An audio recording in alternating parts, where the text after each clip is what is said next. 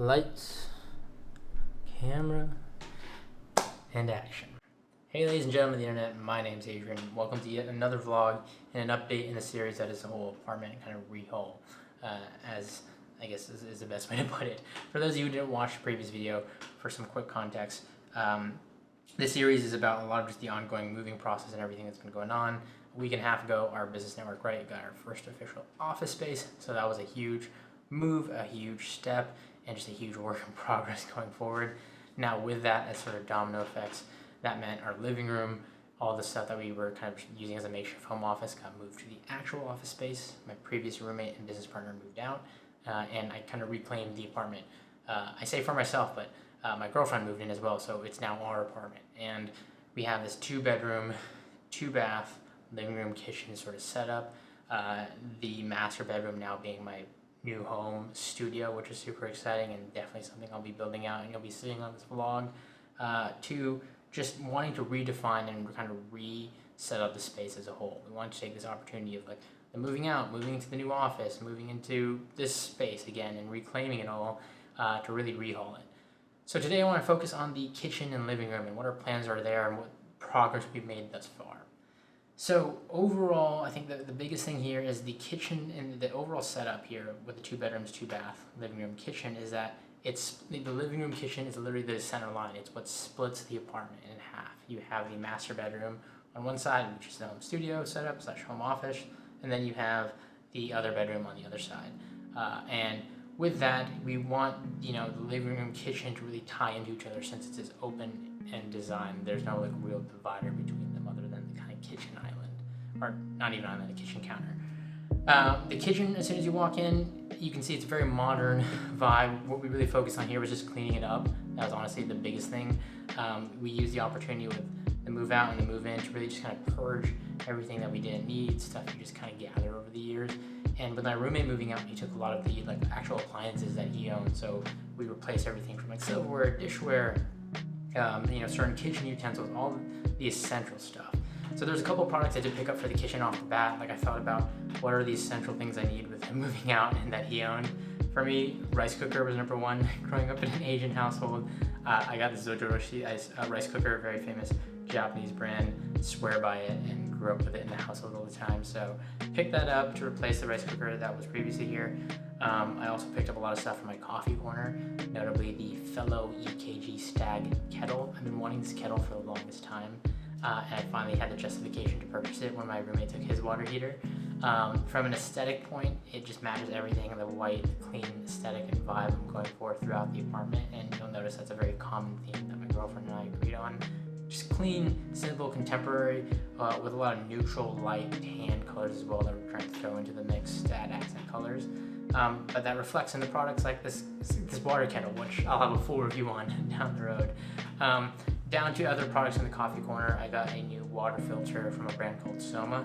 This is one of those products that got served up to me on Instagram ads, and I definitely caved. It never hurts to have a water filter, but at the same time, I have to be aesthetically pleasing. I also picked up a new milk frother for my coffee corner. This is by a brand called Mirako, I believe. It's on Amazon, highly reviewed. It matches, again, the aesthetic and functionally froths hot, warm liquids, milk, non-dairy milk well. I use oat milk, so the more you know. It's a great product. I give it 2 thumbs up there.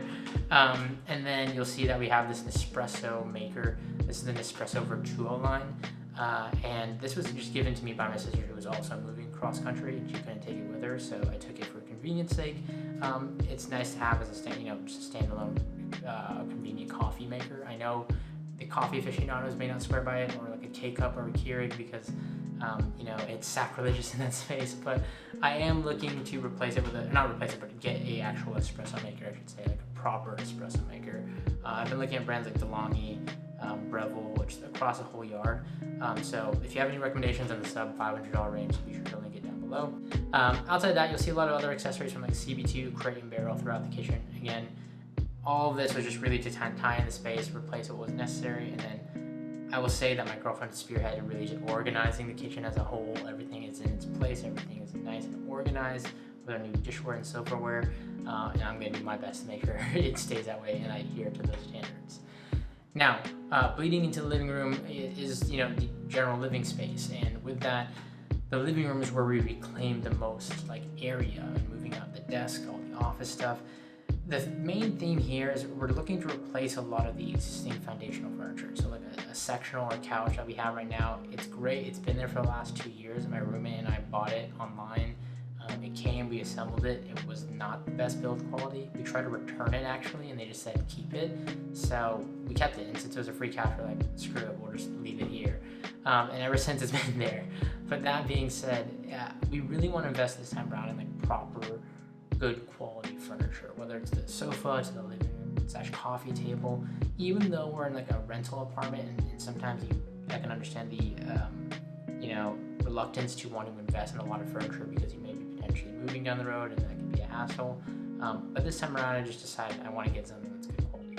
So we're looking at a lot of different sofas in a lighter beige tan color scheme. Same kind of sectional design, and we also want to add like an accent chair.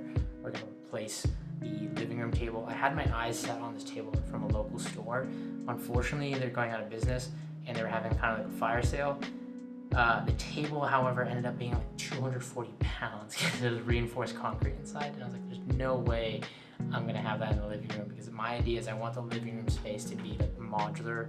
You have guests over, you can set up a mattress there, inflatable mattress. For me, for VR gaming, which is something I've recently gotten into, I wanted the ability to kind of have that flexible play space, and I just want the area to be like an entertaining area, to lounge, to kick back, to watch movies, to listen to music, to have people over, to game, because a lot of that was done previously just in our bedroom. We didn't really use the living room to that capacity. So I'm going to move all my consoles out. The media center is staying where it's at. We did recenter it and move everything kind of over in the living room. And then we started to add all of our small accent pieces. So you'll see those neutral tones start to come in. The accent tables that we recently bought, new artwork that we hung. We even became official plant parents this last weekend. So that's a commitment in itself to add some green to the space. We got this really cool macrame that we hung on the wall for our plant. And again, it adds some nice life and some green to the space, and something that we're definitely trying to do as well. Again, small things to really tie in and really define the space. I need to get an area rug. I've been looking at a site called Ruggable that I've heard some good things about. It's like a machine washable rug, which is crazy in itself. So yeah, just this whole home shopping and designing and all that, not only is it just like mentally draining and physically draining at the same time, it's obviously draining on the wallet as well.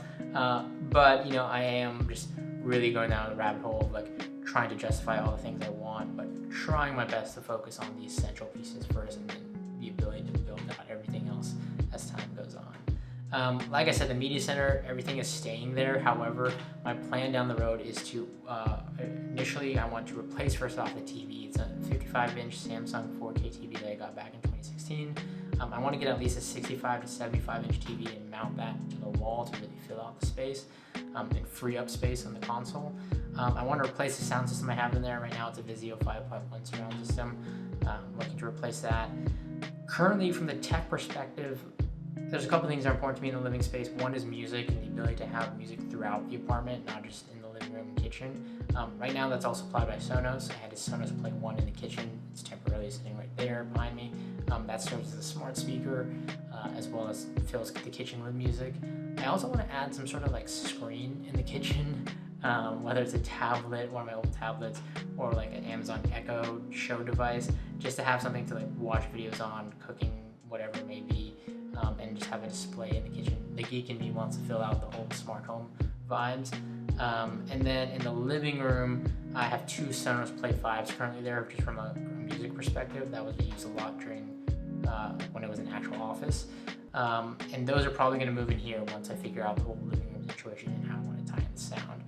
But obviously, like I said, I want the smart home aspect and the tech aspect prominent as well in the living room, from an efficient and just convenient standpoint. If you're building out something, why not? So with that, there's still a lot to do. Don't get me wrong. This is just a very rough work in progress in early stages. There's still a lot of empty space, a lot of furniture and stuff we need to fill in. But you can kind of see the modern contemporary vibes we're going for, mixed with just, again, the sprinkles of tech that come from my end and wanting to really go overboard with unnecessary stuff throughout the apartment. Anyways, hope this gives you a quick look into everything that's going on in the general living space right now and the progress we've made. Stay tuned, there's a lot more to come, not just in these rooms, but the home studio and office, the bedroom, the bathrooms, if you're interested in anything like that from a lifestyle perspective and how we deck that out. So stay tuned, ladies and gentlemen. Thanks a lot for watching. I will catch you all in the next one.